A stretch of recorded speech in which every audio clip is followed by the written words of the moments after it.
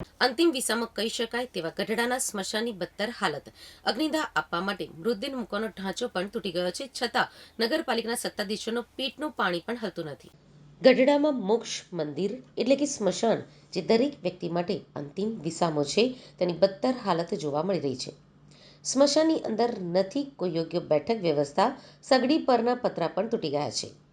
મૃતદેહને મૂકવાનો ઢાંચો કે સગડી પણ તૂટેલી હાલતમાં છે, જેના કારણે વરસાદની સિઝનમાં વરસાદી પાણી સીધું જ મૃતદેહ ઉપર પડે છે. નગરપાલિકા દ્વારા નદીની અંદર એક મૃતદેહને અગ્નિ સંસ્કાર આપવા માટે પ્લેટફોર્મ બનાવ્યું છે, પરંતુ તેમાં સગડી ફિટ કરવામાં નથી આવી, જેના કારણે તે એક શોભાના ગાંઠિયા સમાન બની ગયું છે. સ્મશાન યાત્રામાં આવેલા લોકો માટે પાણીનું પરબ કે પીવાના પાણીની વ્યવસ્થા, જે એક પ્રાથમિક સુવિધા હોવી જોઈએ, તે પણ કરવામાં આવી નથી. ત્યારે ગઢડા નગરપાલિકા તંત્ર માત્ર ભ્રષ્ટાચારયુક્ત કામમાં માને છે કે નહીં કે લોકોની સુવિધાને લોક ઉપયોગી બનાવવામાં. વિપક્ષ માંગણી કરી રહ્યા છે કે તાત્કાલિક સ્મશાનની પ્રાથમિક સુવિધા યોગ્ય કરવામાં આવે અને લોક ઉપયોગી અંતિમ વિસામો બનાવવામાં આવે. ગઢડાના શમશાનની જે પરિસ્થિતિ છે, આવી પરિસ્થિતિ લગભગ ક્યાંય નહીં હોય એમ. ગઢડાના લોકોને જે સુવિધા મળવી જોઈએ તે હાલ અહીંયા શમશાનની અંદર સુવિધા મળતી નથી.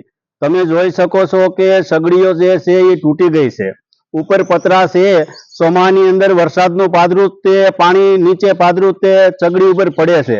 એટલે બહાર નંદીની અંદર પણ એક પ્લેટફોર્મ બનાવવામાં આવ્યું છે, પણ એક શોભાના ગાંઠિયા સમાન બનાવીને મૂકી દીધું છે. ઉપર એક પણ સગડી જે ફિટ કરવામાં આવી નથી. એટલે હાલની જે આ ભાજપ સરકારના જે લોકો છે, માત્ર ને માત્ર ભ્રષ્ટાચાર ક્યાં થાય એવું છે, પોતાને માલ ક્યાં મળે એવું છે, આ જોવે છે. બાકી સેવાના ભાવથી આ ગઢડાના ભાજપના લોકોને કોઈ પણ વસ્તુની પડી નથી. ગઢડાના લોકો ટેક્સ ભરે છે, પણ ટેક્સની સામે જે સુવિધા મળવી પડે, ગઢડા શમશાનની અંદર તમે જોઈ શકો છો કે પતરા તૂટલા છે, સગડીઓ તૂટલી છે, ગટર વહે છે, બેહવાની પૂરી વ્યવસ્થા નથી, અને પાણીની જે પીવા માટે કઈક પરબ જે વ્યવસ્થા હોવી જોઈએ એ પણ નથી. એટલે અમારી એક જ માંગ છે કે ખરેખર જે ગઢડાના લોકોને આ શમશાનની અંદર જે દુવિધા પડે છે, તો આની અંદર આ તાત્કાલિક લોકો ખાસ ધ્યાન આપી અને કાંઈક સારી એવી સુવિધા ઊભી કરે.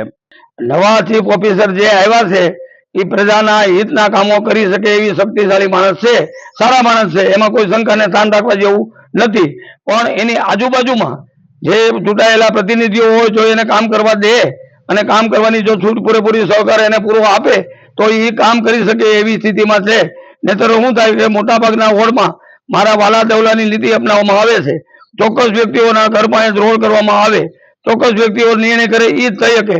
તો ગઢડા શહેરના તમામ 7 વોર્ડ છે, તમે 7 વોર્ડમાં બધા નવા કામો લેવામાં આવે, ગટર, રોડ, રસ્તા, પાણી, બરાબર, જે સુવિધાથી વંચિત હોય એ તમામ વોર્ડની અંદર પૂરેપૂરી સુવિધા પૂરી પાડવામાં આવે એવું ગઢડા શહેરની પ્રજા ઈચ્છી રહી છે.